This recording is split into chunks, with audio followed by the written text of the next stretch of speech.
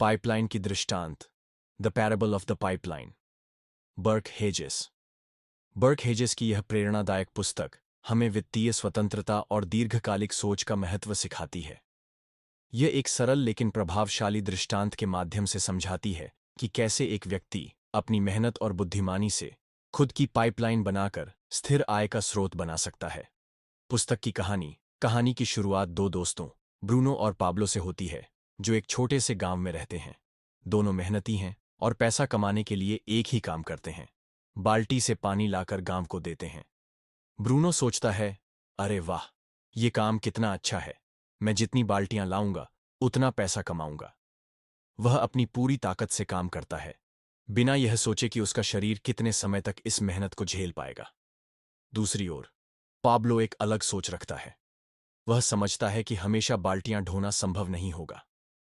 वह विचार करता है, क्या मैं ऐसा कोई सिस्टम बना सकता हूं जो मेरे बिना भी काम करे? पाब्लो एक पाइपलाइन बनाने का फैसला करता है। पाइपलाइन बनाना आसान नहीं था। पाब्लो के इस निर्णय को लेकर लोग उसका मजाक उड़ाते हैं। ब्रूनो भी उसे चिढ़ाता है, क्या बेवकूफी है, तुम इतना समय पाइपलाइन बनाने में क्यों बर्बाद कर रहे हो? लेकिन पाब्लो मेहनत करता रहता है, अपने सपने पर विश्वास करता है। वह रोज कुछ समय पाइपलाइन बनाने में लगाता है, भले ही इसमें कई साल लग जाते हैं। अंत में जीत पाब्लो की होती है। कुछ साल बाद पाब्लो की पाइपलाइन तैयार हो जाती है। अब उसे बाल्टियां ढोने की जरूरत नहीं। पानी अपने आप पाइपलाइन के माध्यम से गांव तक पहुंचने लगता है। उसकी आय स्थिर हो जाती है। वह सोते हुए भी पैसा कमाने लगता है। दूसरी ओर ब्रूनो थक चुका होता है। उसका शरीर कमजोर हो चुका है और अब वह उतनी बाल्टियां नहीं ढो सकता। पुस्तक का संदेश, यह कहानी हमें दो महत्वपूर्ण बातें सिखाती है। एक, कड़ी मेहनत से अधिक महत्वपूर्ण है स्मार्ट काम करना। केवल मेहनत करना काफी नहीं, हमें एक ऐसा सिस्टम बनाना चाहिए जो हमारे लिए आय का निरंतर स्रोत बने। दो, लंबी अवधि की सोच अपनाएं। पाब्लो ने वर्तमान सुखों को त्याग कर भविष्य को सुरक्षित किया, जबकि ब्रूनो ने तुरंत लाभ का चुनाव किया और अंत में पछताया।